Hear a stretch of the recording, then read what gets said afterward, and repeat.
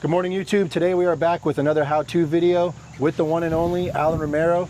Today we are going to kind of talk about how we recondition cars here at Auto Revolution, and there is no better man for the job than this guy right here. So I'm going to pass the torch to him and kind of let him get to talking. All right, what's up, guys? We're just gonna go ahead and get started. We're gonna start with this Nissan Armada that we're gonna use as an example. Usually what happens is Abdul, he's a guy that brings us our cars. He'll bring them in, he'll park them. He already knows where to park them. He knows to separate them from the rest of the cars, whatever. He'll park them, give us the keys. Then the day after, or maybe even that same day if we have enough time, we'll just come out. Usually I'll come out first and just give the car kind of a quick walk around. This one so far looks pretty good on the outside. These tires are they're a little low on tread. I think some on the other side are even a little worse. But my job is to just kind of make sure that the car looks good on the outside. Aesthetically, I guess. Make sure there's no cracked headlights, tail lights, missing trim pieces, cracked windshields. And then I'll just go ahead and write down everything in my notes. And pass that information on to Éxito, who is our mechanic here. And then he goes in, he takes the car for a drive after I tell him what he needs on the outside. For example, these tires are definitely gonna get changed, and we're not just gonna put one brand new tire on it. We're obviously gonna try to go around and change the four. We also have to see how it drives, because sometimes the tires can look brand new, but it might drive absolutely terrible. They could have some warping, whatever the case may be. This does have a little bit of cosmetic damage right here, but I'm not sure that we would actually do too much about it. We might try to pop this back out a little bit and just get rid of that crack. So yeah, that's basically my job on the outside. It looks good. No headlights are cracked, doesn't need a windshield. Now the inside is leather. It's relatively clean. So another thing that we kind of have to do is figure out approximately how long it would take to get cleaned, because we also don't want our guys taking 4 hours on a 2-hour detail, because then we're just going to kind of get backtracked a little bit, and it's not good for anybody. So yeah, next step. Éxito unfortunately is not here today. If he was here, I'd kind of have him here with me, showing you guys how he goes about it. But basically what he would do, he'd pull it inside, check the fluids. We service the vehicles, we change the oil, top off the coolant, top off the power steering, brake fluid. And then after that, he takes it for a quick drive around the block, 10-ish minutes, just to kind of get a feel for it. If it feels with a 10-minute drive, you can honestly feel a lot of things. If it needs brakes, stuff like that, we just go ahead and do them. Back to the tires thing, if the drive's bad because of the tires, he'll be able to feel that as well. And yeah, after that, we just kind of park it back here. We usually have this organized a little better so that there's a section of cars for our guys to drive home, because all of our cars get driven. Majority of us live in Charlotte and we're in Shelby.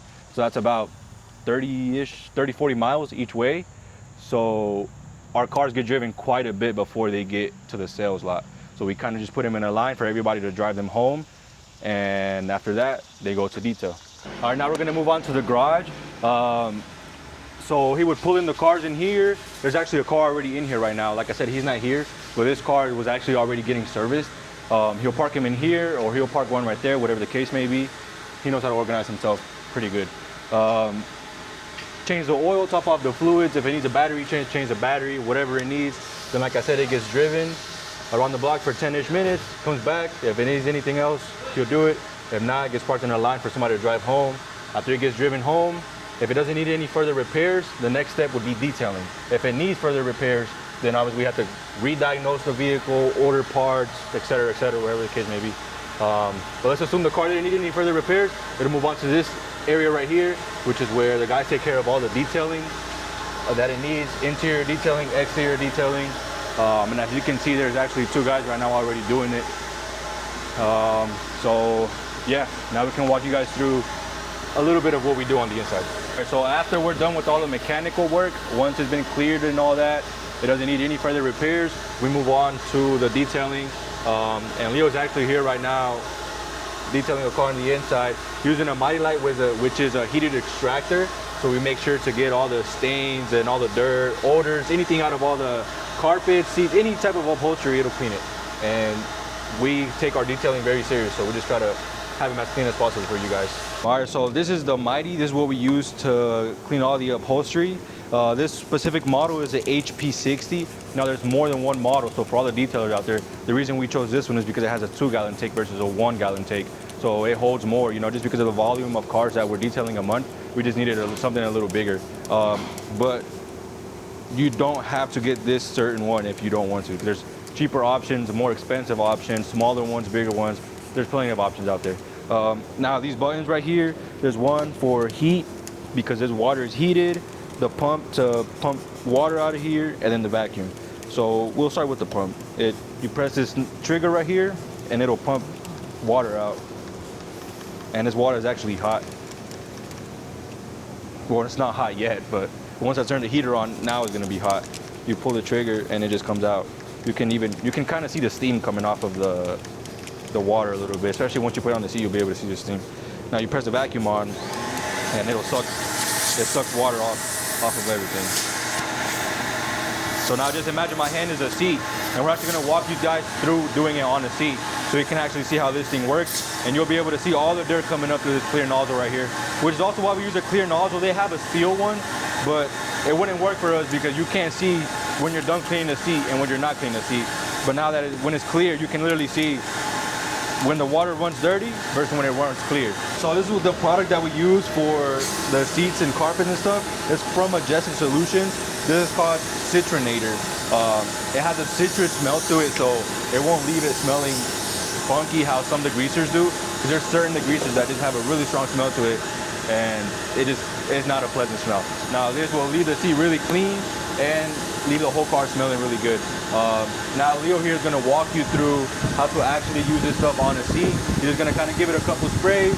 You're going to rub it in with a drill brush, and then we're going to use the mighty light. Okay, so here's Leo. We're just going to kind of walk you through how to use all this Leo? stuff. What's up? So as you can see, he's pumping the water out like I showed you guys before, and you can see the steam a little bit better now that it's coming off of the seat. Now he's gonna spray some of the product in there, a couple sprays, get it drenched so it'll kind of soak in there.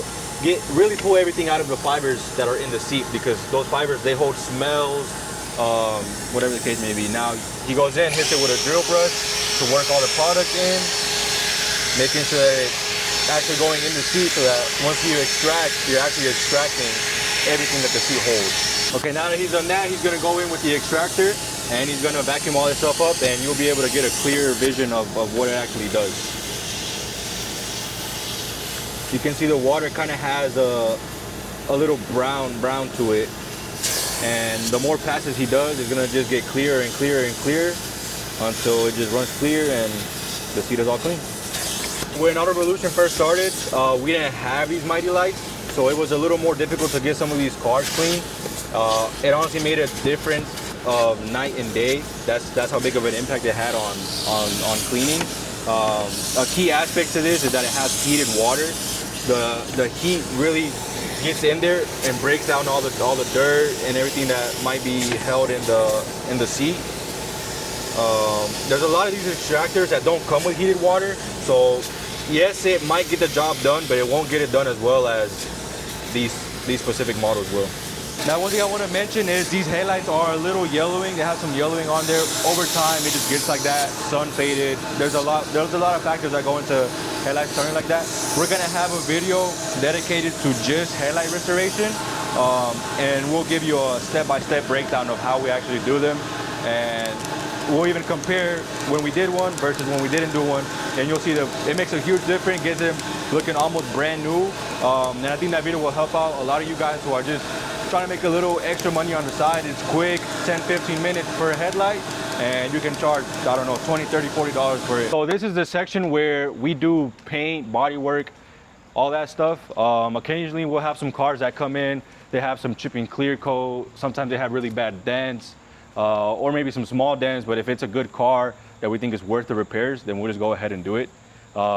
Just to use as an example, this car right here had really bad clear coat on the trunk, roof, and hood. So we already went ahead and sanded it down, sprayed some primer on there. Now next step would be wet sand the primer, get it all smooth, ready for paint, mask it up, pull it in the bay, and get to painting. This is where I go ahead and just take care of all our painting. I'm the guy who paints here. This specific vehicle, it had, I think, a dent right here somewhere. You might still be able to see some of the bodywork. But I painted the quarter panel and then blended it into the bumper, so the entire bumper has clear coat on it, and I just painted that area right there. Now over here is a good example of something that we're preparing. This primer is not sanded down yet. We just need to sand it down, but this is just quick. Painting a bumper maybe takes like 30 minutes all in all. 2 or 3 layers of base coat, 2 coats of clear coat, and yeah, we just leave it in here to dry for 24 hours before we take it out, put it back on the car moves on to whatever else it needs. And in the future, I will take you guys through a whole step-by-step of what it actually takes to prepare the car to get painted, so body work, sanding, all of that, masking, the entire process, but that video is probably a long ways out, just because of how extensive it actually is, but be prepared for that video as well. All right, guys, so just to give a quick recap of everything, whenever we get a car delivered by Abdul, he will typically place it over here. Alan and the guys will take the car, put it over here, separate it by whether it needs body work, and if it's a quicker turnaround, we'll go ahead and grab it, bring it on inside where they will check the fluids, do oil changes, and then which they take the car around to the street. They take it onto the highway and they do about a 10-minute drive just to make sure that the car gets the temperature, doesn't overheat, transmission and engine feel good when the car gets the temperature. And then they take the car inside, do any repairs to any components like any CV axles, brakes that might need work that they discovered on the test drive. Once all mechanical things have been passed and we have passed inspection, we then bring the vehicle inside to be detailed, which either Leo, Alan, or John handle that, which they go through the process of using the Mighty Light, headlight restoration, cleaning the engine bays, making sure that the tire tread is good. If not, we get that replaced as well. We do have new tires that we put on here in-house. We have the tire machine, which we will definitely be making more videos in the future of how to use the tire machine and balance tires. A lot of great stuff we're really excited to share with you guys. And stick around. The next video we're going to be dropping right after this, we might even drop them at the same time, is going to be an awesome headlight restoration video we're going to do on this Nissan Altima right here that Alan just recently painted. You should have seen this car before. Beautiful car, really, really nice. Just needed some paint and headlight restoration. I'm really excited to show you guys the before and after. So definitely click on that video if that's something that interests you. Anyway, thank you guys very much for tuning in. Appreciate all the support and look forward to seeing you guys on the next video.